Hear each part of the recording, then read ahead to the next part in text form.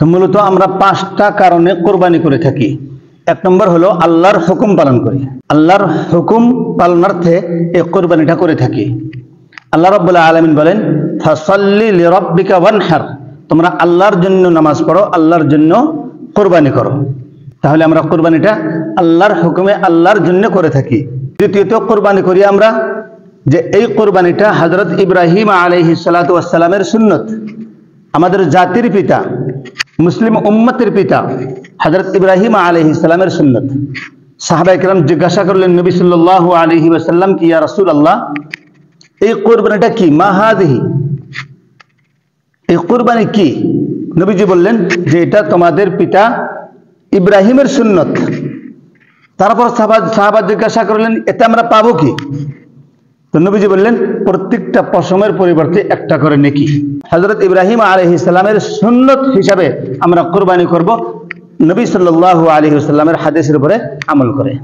নবী সাল্লাল্লাহু আলাইহি ওয়াসাল্লাম বলেছেন, যার উপরে কোরবানি ওয়াজিব হয়েছে, যে কোরবানি করার জন্য সামর্থ্য রাখে আর সে বিনা কারণে কোরবানি করলো না, সে যেন আমাদের ঈদগাহে না আসে। এটা তার জন্য ধমকি নবী আলাইহিস সালাতু ওয়াস সালাম দিয়েছেন। তো তৃতীয় যেটা কারণে আমরা কোরবানি করব সেটা হলো গরিব মিসকিনদের সাথে, আত্মীয় স্বজনদের সাথে, সবার সাথে ভ্রাতৃত্ববোধ বজায় রাখার জন্য, কায়েম রাখার জন্য আমরা এই কোরবানিটা করব এবং কোরবানির গোশত ভাগাভাগি করে খাবো। যেমন নবীজি সাল্লাল্লাহু আলাইহি ওয়াসাল্লাম ইরশাদ করেন, কুলু ওয়াদাখিরু ওয়া তাসাদ্দাকু। কোরবানির গোশতের বিষয় তিনি বলেন যেটা নিজেও খাও, গরিব মিসকিনদের, আত্মীয় স্বজনদের ভাগিয়ে দাও, সাদকা করো, এবং ওয়াদাখিরু, এটা ফ্রিজ করতেও পারো। মানুষে বলে যে কুরবানির মাংস যে ফ্রিজ করা যায় না, না ফ্রিজ করা যায়। হ্যাঁ, ফ্রিজ করা যায় না ওই সময় যে সময় আপনি আত্মীয় স্বজনকে দিলেন না, গরিব মিসকিনদেরকে দিলেন না, মানে আত্মীয় স্বজনদেরও হক আদায় করলেন না, গরিবদেরও হক আদায় করলেন না, সবকিছু নিজেই খাইলেন এবং ফ্রিজ করলেন, তখন আপনার জন্য এটা সঠিক নয়, এটা মাকরুহ। আর যদি কেউ আত্মীয় স্বজনের হক আদায় করতেছে, গরিবদের হক আদায় করতেছে, তারপরে নিজে খাইতেছে, কিছু সংরক্ষণ করতেছে পরে খাওয়ার জন্য, এটার মধ্যে কোনো অসুবিধা নেই। চতুর্থ যে কারণে আমরা কোরবানি করব সেটা হলো তাকওয়া অর্জন করার জন্য। আল্লাহ রাব্বুল আলামিন বলেন, লা ইয়ানালাল্লাহু লুহুমুহা ওয়ালা দিমাউহা ওয়ালাকিন ইয়ানালুহুত তাকওয়া মিনকুম, যে আল্লাহ রাব্বুল আলামিনের কাছে তোমাদের কোরবানির গোশত, রক্ত এগুলি পৌঁছে না, আল্লাহর কাছে পৌঁছে শুধুমাত্র অন্তরের তাকওয়া, নিয়ত। কে খাঁটি নিয়তে কোরবানি করতেছে, কে আল্লাহকে রাজি করার জন্য নিয়ত করতেছে, আল্লাহকে রাজি করা, কে আল্লাহকে রাজি করার জন্য কোরবানি করতেছে, আর কে গোশত খাওয়ার জন্য কোরবানি করতেছে, এটা দেখার জন্য। এজন্য 7 ভাগে কোরবানি করা জায়েজ আছে। 7 জন পর্যন্ত, 2, 3, 4 এরকম করে 7 জন পর্যন্ত কোরবানি করা জায়েজ, ভাগে কোরবানি করা জায়েজ আছে। কিন্তু শর্ত হলো সবার নিয়ত যাতে কোরবানির হয়, আল্লাহকে রাজি করার জন্য যাতে হয়, কাহারও যাতে গোশত খাওয়ার নিয়ত না হয়। যদি কোনো একজনের গোশত খাওয়ার নিয়ত হয়ে গেল তাহলে বাকি সবার কোরবানি নষ্ট হয়ে যাবে, কাহারও কোরবানি হবে না।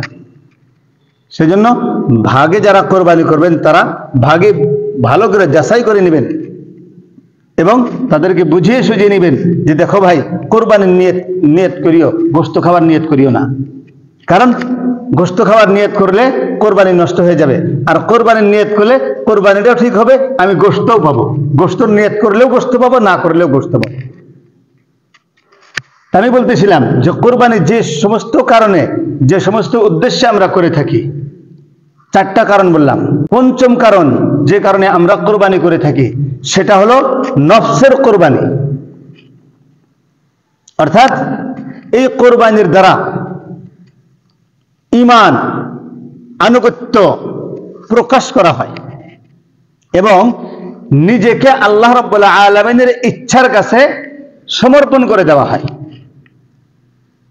মানুষ সবচাইতে বেশি ধন সম্পদকে, টাকা পয়সাকে ভালোবাসে, আর আল্লাহ বলেন, লান তানালুল বিররা হাত্তা তুনফিকু মিম্মা তুহিব্বুন, যে ওই ব্যক্তি ভালাই, সাফল্য বা সফলতা পাবে না যে সময় পর্যন্ত সে তার পছন্দিদা বস্তু আল্লাহর রাস্তায় বিসর্জন না করবে, খরচ না করবে, তার ভালোবাসার বস্তু, পছন্দিদা বস্তু এবং তার প্রিয় বস্তু যতক্ষণ পর্যন্ত আল্লাহর রাস্তায় খরচ না করবে ততক্ষণ পর্যন্ত সে ভালাই এবং সফলতা পাবে না।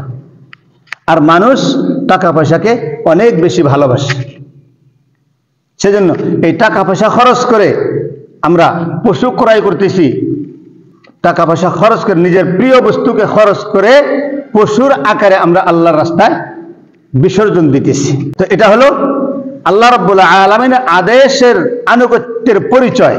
তো এই কয় কারণে আমরা কোরবানি করব। শুধুমাত্র কোরবানি গোশত খাবার নাম না, যে গোশত খাবার সেজন্য কোরবানি করছে না।